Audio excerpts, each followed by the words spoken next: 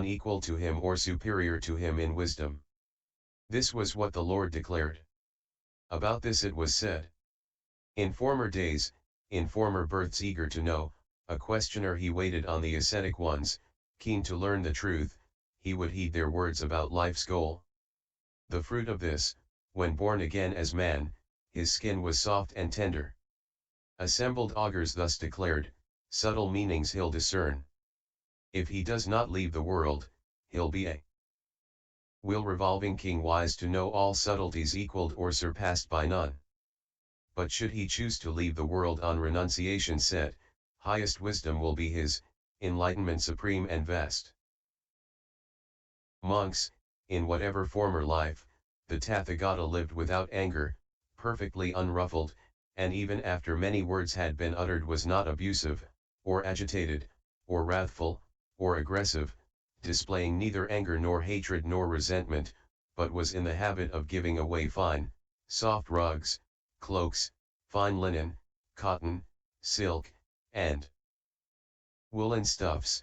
On returning to this earth, he acquired this mark of the great man, a bright complexion, the color of gold. Being endowed with this mark, as a ruler he will receive such fine stuffs, as a Buddha, likewise. This was what the Lord declared. About this it was said. Established in goodwill, he gave gifts of clothing, soft and fine. In former lives he thus dispensed as the rain god pours down showers. This goodness brought him heavenly birth, where he rejoiced in merit's fruit. That time past, like fine wrought gold his body is more fair than all the gods he seems, great Indra's like.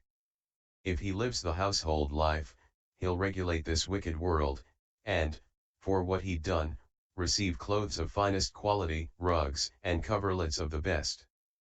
And should he choose to leave the world, such things likewise he'll receive, virtue's fruits cannot be lost. Monks, in whatever former life, the Tathágata reunited those long lost with relatives, friends, and companions who had missed them, reunited mother with child and child with mother, father with child and child with father, brother with brother, brother with sister and sister with brother, making them one again with great rejoicing. On returning to earth he acquired this mark of the great man, his male organs are enclosed in a sheath.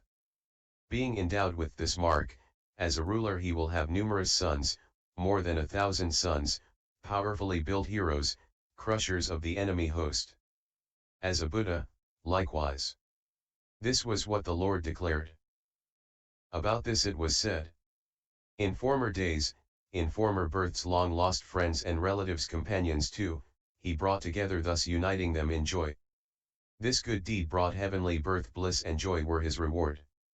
When he thence returned to earth sheath enclosed his organs were. Numerous children such will have, more than 1,000 sons are his, hero champions, conquerors, and filial too, the layman's joy. But if he leaves the world, still more with children he will be endowed, those who depend upon his word. And so, renounced or not, this sign such benefits as this portends. End of first recitation section. Monks, in whatever former life, the Tathágata, considering the welfare of people, knew the nature of each, knew each one himself, and knew how each one differed. This one deserves such and such, that one deserves so and so, so he distinguished them. On returning to earth he acquired these two marks of the great man. He is proportioned like a banyan tree, and standing without bending, he can touch and rub his knees with both hands. Being endowed with these marks, as a ruler he will be rich, of great wealth and resources, having a full treasury of gold and silver, all sorts of goods, and his granary will be filled with corn. As a Buddha he will be wealthy and rich, and these will be his treasures: faith, morality, moral shame, moral dread, learning, renunciation and wisdom. This was what the Lord declared. About this it was said. Weighing in the balance, noting seeking people's benefit, seeing, this one that deserves and that one this, he judged them. Now he can unbending stand and touch his knees with both his hands, and his tree-like girth and height is the fruit of virtuous deeds. Those who read the marks and signs, experts in such lore, declare, things that suit the household life as a child he'll get in plenty, much worldly wealth as this world's lord, as befits a layman shall be his. But should he the worldly wealth renounce, he'll gain the wealth that's unsurpassed. Monks, in whatever former life the Tathágata, desired the welfare of the many, their advantage, comfort, freedom from bondage, thinking how they might increase in faith, morality, learning, renunciation, in Dhamma, in wisdom, in wealth and possessions, in bipts and quadrupeds, in wives and children and servants, workers and helpers, in relatives, friends and acquaintances. On returning to earth he acquired these three marks of the great man. The front part of his body is like a lion's, there is no hollow between his shoulders, and his bust is evenly rounded. Being endowed with these marks, as a ruler he cannot lose anything, wealth and possessions, bipts and quadrupeds, wives and children losing nothing, he will succeed in all things. As a Buddha he cannot lose anything, faith, morality, learning, renunciation or wisdom, losing nothing, he will succeed in all things. This was what the Lord declared. About this it was said, faith, morality, learning, wisdom, restraint and justice, much good else, wealth, possessions, wives and sons, flocks, kin, friends, colleagues, strength, good looks and happiness, these things he wished for others that they might keep and never lose. So, lion-fronted, he was born, not hollow-backed, and round before. Through past good karma well stored up, with such birthmarks spared all loss, in household life he's rich in goods, in wife, and sons and quadrupeds, or if renounced, possessing naught, supreme enlightenment is his, where no failure enters in. Monks, in whatever former life the Tathágata, was one who avoided harming beings by hand, by stones, stick or sword. On returning to earth he acquired this mark of the great man, he has a perfect sense of taste. Whatever he touches with the tip of his tongue he tastes in his throat, and the taste is dispersed everywhere. Being endowed with this mark, as a ruler he will suffer little distress or sickness, his digestion will be good, being neither too cold nor too hot. As a Buddha, likewise, he is also equable and tolerant of exertion. This was what the Lord declared. About this it was said, harming none by hand, stick, stone, causing death to none by sword, harmless, threatening none with bonds, with happy birth he gained the fruit of these good deeds, and then reborn, erect his taste buds, and well set. Those who know the marks declare, great happiness will be his lot as layman or as wanderer, that's the meaning of this sign. Monks, in whatever former life the Tathágata, was accustomed to look at people not askance, obliquely, or furtively, but directly, openly and straightforwardly, and with a kindly glance, and on returning to the earth he acquired these two marks of the great man, deep blue eyes, and eyelashes like a cow's. Being endowed with these marks, as a ruler he will be looked upon with love by the common people, he will be popular and loved by Brahmin householders, citizens and villagers, treasurers, guards, doorkeepers, pages. As a Buddha, he will be popular with and loved by monks, nuns, laymen and laywomen, devas and humans, asuras, nagas and gandhabas. This was what the Lord declared. About this it was said, not looking askance, obliquely, or turning aside his glance, he looks direct and openly at folk with candor and with kindly eye. In happy place reborn, he there enjoys the fruits of his good deeds. Reborn here, his lashes are like a cow's, his eyes are blue. Those who know such things declare, interpreting the marks with skill, a child which such fine eyes will be one who's looked upon with joy. If a layman, thus he'll be pleasing to the sight of all. If ascetic he becomes, then loved as healer of folks' woes. Monks, in whatever former life the Tathágata, became the foremost in skilled and behavior, a leader in right action of body, speech and thought, in generosity, virtuous conduct, observances of fasts, in honoring father and mother, ascetics and Brahmins and the head of the clan, and in various other proper activities. On returning to earth he acquired this mark of the great man, a head like a royal turban. Being endowed with this mark, as a ruler he will receive the loyalty of Brahmin householders, citizens, as a Buddha he will receive the loyalty of monks and nuns. This is what the Lord declared. About this it was said, he led the way in conduct and intent of living righteously. Thus folk were loyal to him here and heavenly reward was his. And after that reward was done, he reappeared with turbaned head. Those who know the signs declared, he will be the first of men, all will serve him in this life just as was the case before. If a nobleman of wealth he'll gain the service of his folk, but should he leave the world, this man of doctrine will a master be, and all the folk will flock to hear the teaching that he will proclaim. Monks, in whatever former life the Tathágata, rejecting false speech, put away lies and became a truth speaker, wedded to the truth, reliable, consistent, not deceiving the world. On returning to earth he acquired these two marks of a great man, his body hairs separate, one to each pore, and the hair between his brows white and soft like cotton down. Being endowed with these marks, as a ruler he will be obeyed by Brahmin householders, as a Buddha, by monks. This was what the Lord declared. About this was said, true to his promise in past birth, sincere of speech, he shunned all lies, breaker of his word, to none he pleased by truth and honesty. White and bright and soft as down the hairs appeared between his brows, and from one pore no two hairs grew, but each one separate appeared. Assembled augurs thus declared, having read the marks with skill, with such a mark between his brows and such hairs he'll be obeyed by all, and if a layman still they'll respect him for past deeds, if renounced, possessionless, as Buddha they will worship him.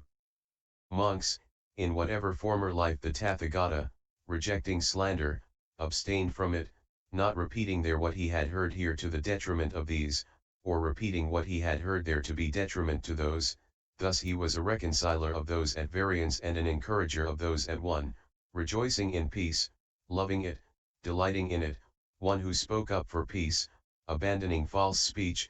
The ascetic Gautama dwells refraining from false speech, a truth speaker, one to be relied on, trustworthy, dependable, not a deceiver of the world.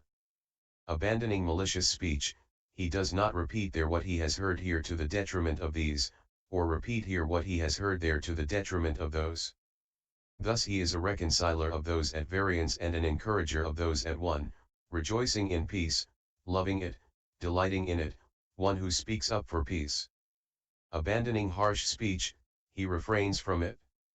He speaks whatever is blameless, pleasing to the ear, agreeable, reaching the heart, urbane, pleasing and attractive to the multitude. Abandoning idle chatter, he speaks at the right time, what is correct and to the point, of Dhamma and discipline. He is a speaker whose words are to be treasured, seasonable, reasoned, well-defined and connected with the goal. On returning to earth he acquired these two marks of the great man, 40 teeth, with no spaces between them. Being endowed with these marks, as a ruler, his follower, Brahmin householders, citizens, will not be divided among themselves. Likewise, as a Buddha, his followers, monks, nuns, will not be divided among themselves. This was what the Lord declared. About this it was said, he's no speaker of wicked words that cause dissension or increase it, prolonging strife and bitterness, leading to good friendship's end. What he spoke was all for peace, and relinking severed bonds. His power he used to end all strife, harmony was his delight. In happy realm reborn, he there enjoyed the fruits of his good deeds. Returned to earth, his teeth grew close, 40 of them, firmly set. If a nobleman of wealth gentle will his subjects be, if a recluse, free from taint, well set up his flock will be. Monks, in whatever former life the Tathágata, rejecting harsh speech, abstained from it, spoke what was blameless, pleasing to the ear, agreeable, reaching the heart, urbane, pleasing and attractive to the multitude. On returning to earth he acquired these two marks of the great man: his tongue was very long, and he had a Brahma-like voice, like the Karavika bird. Being endowed with these marks, as a ruler he will have a persuasive voice, all subjects will take his words to heart. As a Buddha too, he will have a persuasive voice, all monks and nuns will take his words to heart. This was what the Lord declared. About this it was said, he's no speaker of abuse, harsh and painful, hurting folk. His voice is gentle, kind and sweet, appealing to the hearts of folk and delightful to their ears. In happy realm reborn, he there enjoyed the fruits of his good deeds. Having tasted his reward, with Brahma voice endowed, to earth he returned, and long his tongue. And what he says will carry weight. If layman he will prosper much, but if this man should leave the world, folk will take his words to heart and set great store by all he says. Monks, in whatever former life the Tathágata, rejecting idle chatter, spoke at the right time, what was correct and to the point, Dhamma and Discipline, and what was bound up with profit. On returning to earth he acquired this mark of the great man, jaws like a lion's. Being endowed with this mark, as a ruler he cannot be overcome by any human foe or opponent. As a Buddha he cannot be overcome by any foe or hostile thing from within or without, by lust, hatred, delusion, by any ascetic or Brahmin, deva, Mara, Brahma, or anything in the world. This was what the Lord declared. About this it was said, no idle talk or foolishness. Fruit of scatterbrain was his. Harmful things he put aside, speaking only all men's good. And so at death he went to heaven to taste the fruit of deed well done. Returned to earth once more, his jaw resembled that of him that's lord of all twice two-footed things. He will be a king unbeaten, lord of men, of mighty power, like the lord of threefold heaven, like the greatest of the gods. Gandhavas, Sakhas, Asuras will strive in vain to cast him down. As layman thus he'll be throughout all quarters in the world.